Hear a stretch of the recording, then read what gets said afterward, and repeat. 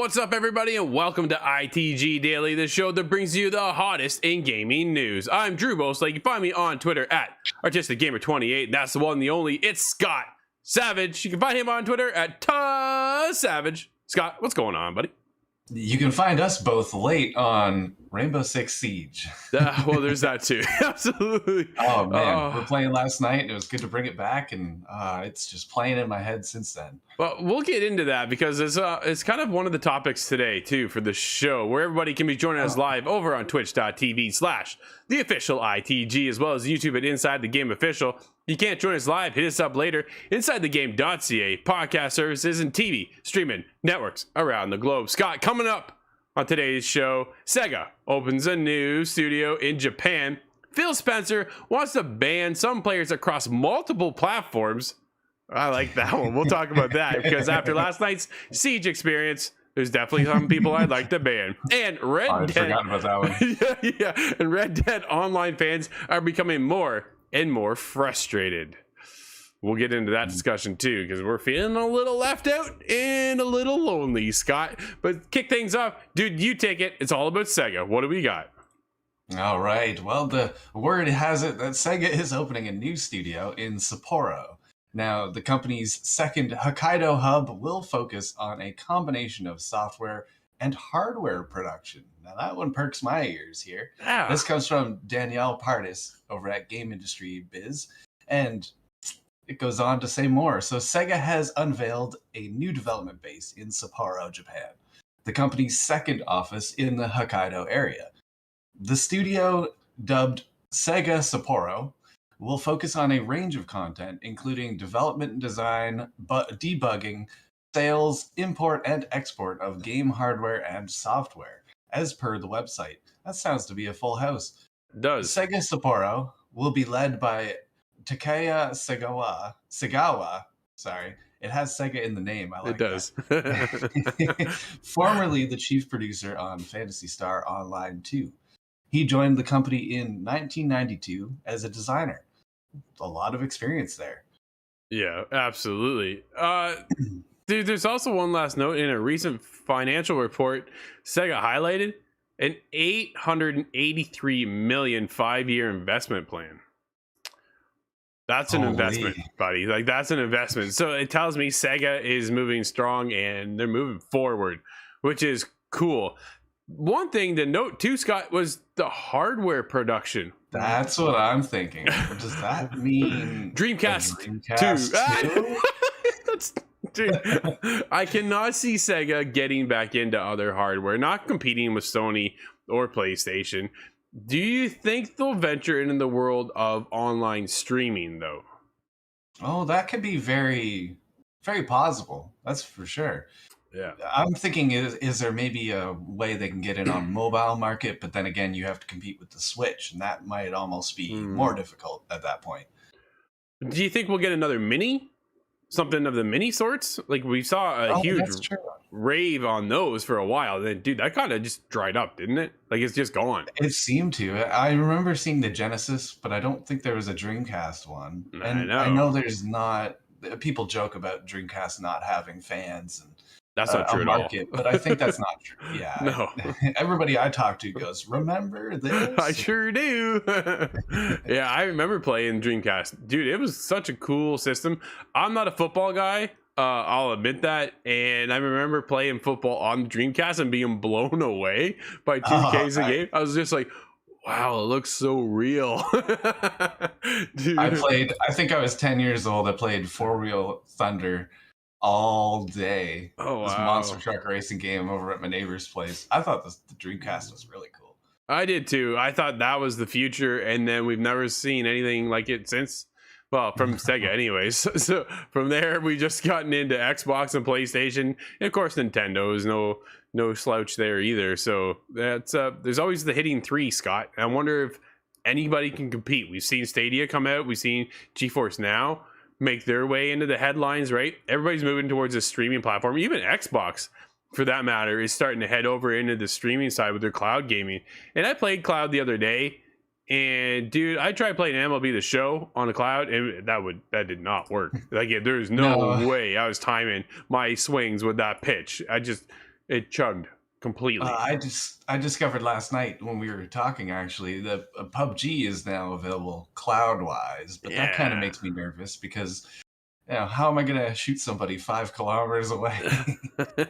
Well, and take note too. Like the service was down yesterday for PUBG, but they're launching free to play tomorrow, so there is that. But getting back into Sega, Scott, the future does look strong. What do you expect to see out of this new studio? Anything kind of come to mind? Not specifically. I'm thinking of all the possibilities, but not sure, where to limit that thought because well, Sonic arcade stand-ups, Yeah. that would have made sense maybe 20, 30 years ago. But Yeah. I would love to see it, even if it was just a sort of a mini series of Sure. releases. You get the Sonic one, you get, just different Yep. sections of it. That could be really cool, but it would be a niche market, not quite explaining the $880 Yeah. million Investment. No, for sure. It does make me kind of question what they're up to then. Obviously, they have big plans. So we'll keep our eye on Sega and see what they have to highlight in the near future. But where Phil Spencer lies, well, Xbox. Phil Spencer calls for cross-platform ban program. If that can happen, Spencer said he hopes to see a system that lets you bring a banned user list to a new network. This one comes from Eddie McCouch over at GameSpot. Xbox Phil Spencer has revealed that Microsoft would like to help get rid of banned actors in online gaming landscape by creating a multi-network program whereby bans that apply to Xbox, for example, might also carry over to networks from other companies. Speaking to New York Times, Spencer acknowledged that this would be a hard one to achieve, but it's something he hopes to see someday. Quote, something I would love us to be able to do. This is a hard one as an industry, is when somebody gets banned on one of our networks, is there a way for us to ban them across other networks? End quote, he said. Dude, Oh, like that's that forward is the thinking. heaviest ban hammer I have ever heard of. I love it because there's so But, many toxic I'm people wondering- out there sometimes. Oh, there really is, but I'm wondering how the identification would work. Are they going to track me by IP? And how does that work with everybody else in my house? So, Yeah. is this just going to be a wave of sock puppet accounts? Am I going to be Optimus Prime when I play on PlayStation just in case? Well, that's just it, right? He does say it's a hard one, right? And that's it's one thing to be like, so Activision bans across multiple platforms with their games, but you also tie into Activision's account. So like that's the scenario, right? If you're on Xbox, dude, that's a whole platform in itself. You don't have, I know a lot of people don't have the same account or username or gamer tag or PSN account as the same. Not all of us are fortunate to do that. I kept mine the same. Like, it's just wherever I am is how you see it. And that's like, my name doesn't change, but there's so many others that do change from one platform to the next. I'm so unoriginal that I use my name, but therefore it is often taken. Although I have a pretty unique name, funny enough, but You do. I couldn't get it on PlayStation, so I became Ferrum Despotestas. But I don't even want I've to know. lost the login. Oh, it's just Iron Power. Oh man, it would be something cool to see, but like I said, it's an Xbox platform versus a PlayStation platform, and most people or a lot of people don't have the same username. So I don't see how that would take into effect. Like you said, maybe they tap into your IP, but how does that work for everybody else in your household? Because there are multiple gamers within the same house, right? Like that's the and you can other change side. the IP as well. That's something that I could author on my own. I think it was interesting because after playing Siege last night, we said, let's play one more. And out of the 4 rounds we played, 2 of them, my own teammates killed me, so I didn't even get to play. So it's just like, I believe you let the first shot out, but it was for good reason at that point. I did. I technically I did, but dude, that's just It leads to a messy situation, though, because if that resulted in a ban, let's say, is that fair? Is there an appeal process? Does that mean you can't play PUBG on your iPad? Can you imagine it just goes so far? I got team killed in PUBG the other day. I couldn't believe it. First time ever, dude. I'm level 40 something now at this point, and I've played across multiple platforms, whether it's mobile, Stadia, Xbox. I've been everywhere playing, PC for that matter too. Yeah, I know. I don't normally claim to be a PC gamer. I was there over playing PUBG as well. So I'm across everything, and I roll up onto this crate with my teammate, or jump out, I got an AWM, I got a level 3 backpack helmet, like I got all the gear. Next thing you know, I'm getting shot. I'm like, what? Who's shooting me? My own teammate kills me and then takes all my stuff. Oh, yeah, there was only one crate. Oh, man. So that toxic environment, if there's something we could do that'd be fantastic. Yeah, you can go in and report them, ban them that way, or at least try to. So, like, man, you know how many people I've banned in Siege for team killing me just for something to do? Like, it's just ridiculous. Oh, there's an ocean of them, and I feel like one report doesn't do it. And no. In the case of Siege, they need to do something specific because it happens all the time. I forget what game it was. One of the Call of Duties, I think, that put all the cheaters together. Yeah. I think they should do the same with the team kills. Kills, cheaters. Just put them all in one pile. And maybe the last man standing wins the match. You just give them something to do. Yeah, let them fight it out themselves. But that's the biggest problem. So last night as we're playing Siege, I'm setting up walls. I got Mira, so I got my thing. And my own teammate shot my Mira out. I was like, what do you... Like, and I'm setting up walls, and then they got Oryx. And he's bashing through the walls. I'm like, dude, I'm barricading that. Barricade it. And then that's when they shot at my Mira. I'm like, oh, here we go. Like, here we go. So, yeah, I killed one of them, and then they shot me, and then they shot you, and then it just turned into a whole waste of time. And that's I think next time that happens, I'm going right out the window, and I'm going to join the enemy team. Come in on the other side. All right, let's move into some other disappointing news, because Red Dead Online players are upset over the lack of content. This story continues. Scott. Yeah, we've been saying this for a year. Oh, man. We talked about this just before the holidays as we saw this release of GTA content coming up, and Red Dead Online players are like, what about us? Well, this update comes from Stephanie Nunelli. I got to get this girl on here, the show, one of these times. We'll get Stephanie on here, and maybe she can tell me how to say her last name. She's over at VG 24/7. Red Dead Online players are so frustrated over the lack of content updates for the game that they have taken to Twitter to voice their displeasure at Rockstar. Ouch. For the past 3 days now, fans have taken Rockstar to task on the social network, drawing attention to their jargon and the hashtag, quote, save Red Dead Online. That's the hashtag right now going around, Scott. As of time of the writing, it had 18,000 tweets with that hashtag. The issue with the players is the lack of new updates for the game, as the last bit of new content dropped in July 2021 called Blood Money. It added homestead robberies and the task of recovering private bonds called Capital. New missions called Crimes were added where you perform robberies, coach holdups, kidnappings, debt collections, and more in order to get clues on where to find Capital. Dude, these were like little mini missions within Red Dead Online. I'm thinking these are things that I just do to have fun on the game without any sort of coding to it. Exactly. Since July, updates to the game came in the form of new modes and missions, but recently players have only received bonuses for their troubles, which is what isn't setting well with everyone, especially since GTA Online has received 2 rather large updates in the last 6 months. Ouch. Los Santos Turners, and the latest starring Dr. Dre in the contract. Dude, that's the biggest problem. We're seeing what's making them a ton of money get all the love, right? And that's what it comes down to, is GTA is unstoppable. What is up, ITG Parker, joining us over at twitch.tv/theofficialITG. He's hanging out over there. You can hang out with him as well. Make sure you stop by, say hello. But Scott, that's our biggest problem. GTA makes a ton of money, and I think Red Dead only makes a small portion of that. So where are you going to put your love in, right? Well, I am wondering if they're going to remaster Red Dead at some point to bring it forward like they have with Grand Theft Auto. But dude, they don't need to. That game is gorgeous. Done with a little bit of a steadier brush.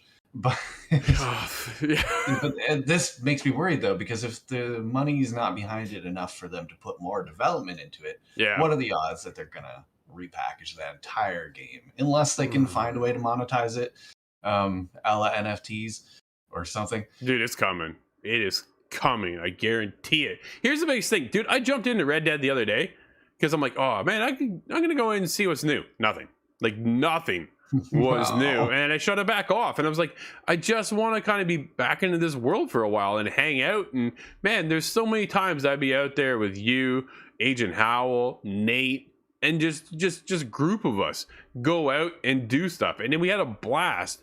But man, like, where are the heists that GTA has? And that's the biggest thing. We talk about it all the time on this show, that the love and affection that GTA Online gets versus Red Dead, which is just kind of this dying horse over on the one side, and then you have GTA, the mothership, leading the charge, taking everything for it, right? And good on GTA players, but dying horse is a very good choice of words there, because there's mountains in that game found several times of dying horse. But it kind of makes me think of, well, what's the future of Red Dead 2?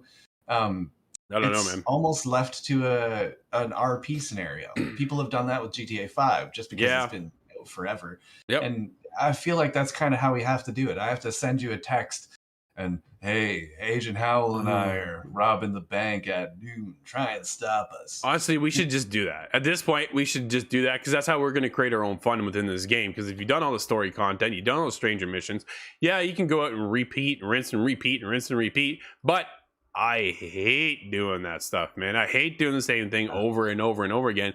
Right now, Red Dead Online is more of a games of a service, and there is just no service. It's just an empty game, right? And that's the problem. They got to keep the community alive and well, and they're just, dude, we haven't seen anything, and that's really unfortunate. I want that 3-4 hour mission of a heist to go in. There's so many opportunities. Like, it's the Wild West, dude. You can go in and raid another camp, you could rob a bank, you can hijack a train. Like, there's so many other potential opportunities here, and I'm not sure what Rockstar is up to with Red Dead Online now, as they've gone really dormant and they give us contracts over on an old clunky run of GTA. Like, the controls are so outdated, it's just hard to get into. Is it just a case of gamers being entitled because GTA has taken off and had so much content renewed?